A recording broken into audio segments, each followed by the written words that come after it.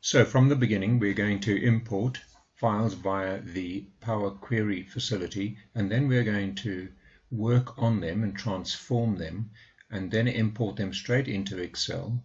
And then we're going to use PowerPivot to manage the relationships between the different tables. The different tables are found in different sheets in a particular Excel file. So here we go. Data. Get data from file, from workbook.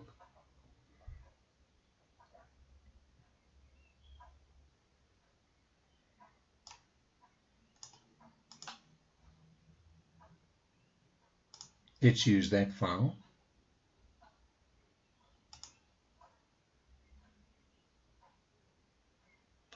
It connects to the Power Query, and then it displays the different sheets in that particular workbook. You can have a look at them by checking them. I'm checking sales there, and I can see there's some blank rows. I know I'm going to have to fix that. And then these two are pretty much irrelevant because they are already pivot tables and I don't want them, but I do want these because these are reference files, through the category ID and the agent ID, that is. So let me go to sales, and I'm going to do some transformation of data here. So it's a different program running here. Right, I've used this before, so it's asking me to refresh this. Notice there is an auditor on the right hand side here which is recording everything I'm doing. So let's go. My null rows, in the home ribbon I'm going to go remove rows, remove blank rows. That removes all the blank rows. That's fine. Then what I'm going to do is I'm going to add a column and separate out the year from that particular date column, plus I'm going to separate out the month as well. It just does it all for me. I don't need to insert any special formulae and so forth. So let's drag that there, and let's drag the month there. Okay, the next thing I'm going to do is I'm going to transform. Remember, we added a column now, but now I'm going to transform the income to include VAT. And the transformation will involve a multiplication by the factor that will upgrade it to a VAT amount.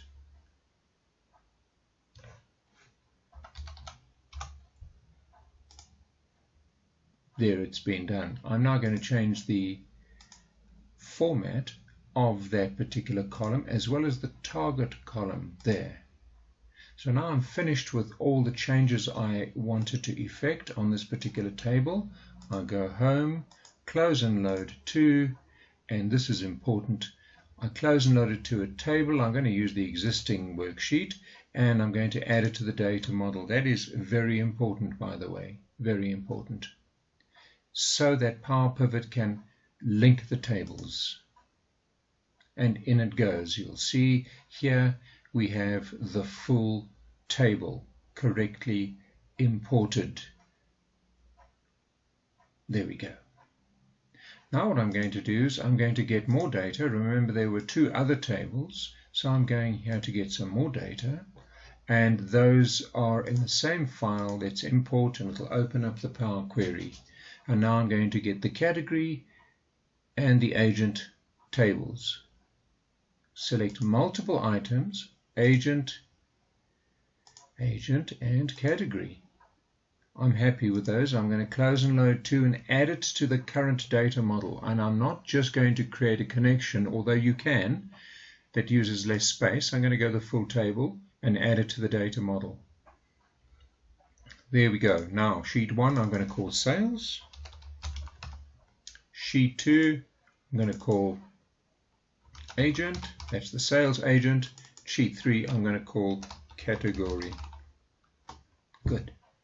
All has been done. I'm going to turn this off on the right hand side here.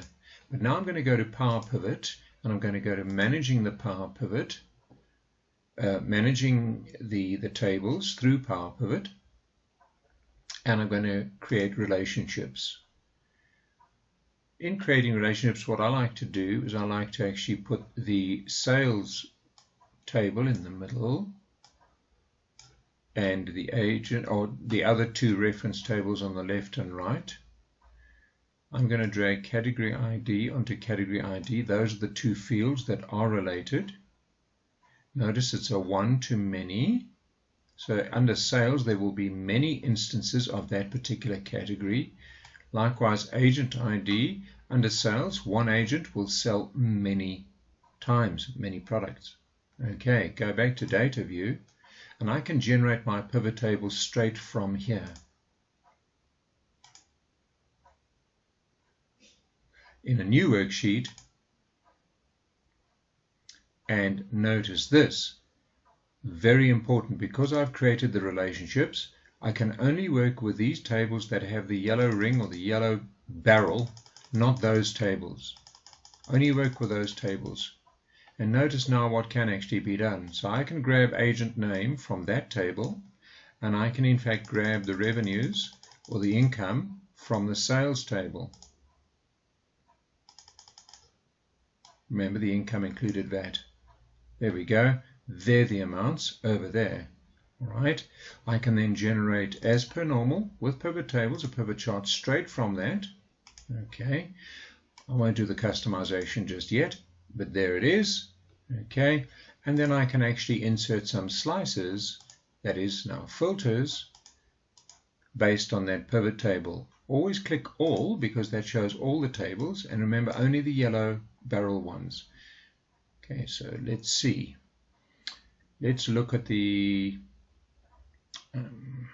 category as a slicer. All right, and let's look at the region as a slicer. Good. So they're my regions. Okay, and here are my categories. And notice if I click art or books and literature, or take a multiple selections, foods and mechanics, okay, it will calculate it accordingly. Right. Get rid of the slice. If I click Limpopo, there we go. All right. Remove the filter. Back to the original graph. So many more pivot tables can be generated this way. We just need to go back to PowerPivot. If we go to Excel and invoke this again, let's go and generate one more that creates a map. Pivot table, new worksheet, and I'm going to activate the field list, and I'm going to grab, let's see, from the sales, is there a region in sales? There is. So there's the region. Okay. All right, then I'm going to grab the income for that region over there. I'm going to click here, just a trick I did learn. If you type the proper designation here, country or province, okay, and then you've got to trick Excel. Copy and paste that as a value there, and it should generate a chart easily from there. There we go. That's it. It's generating a chart. Right. So that's sales per region. Let me just tweak this. Sales per province, should I say. Sales per province. Good. Now if I click there and I go to select data, I can choose the original range. This is just a trick to trick Excel back into looking at the pivot table, but you can't do it first off. And I'm going to delete there. There we go. Right.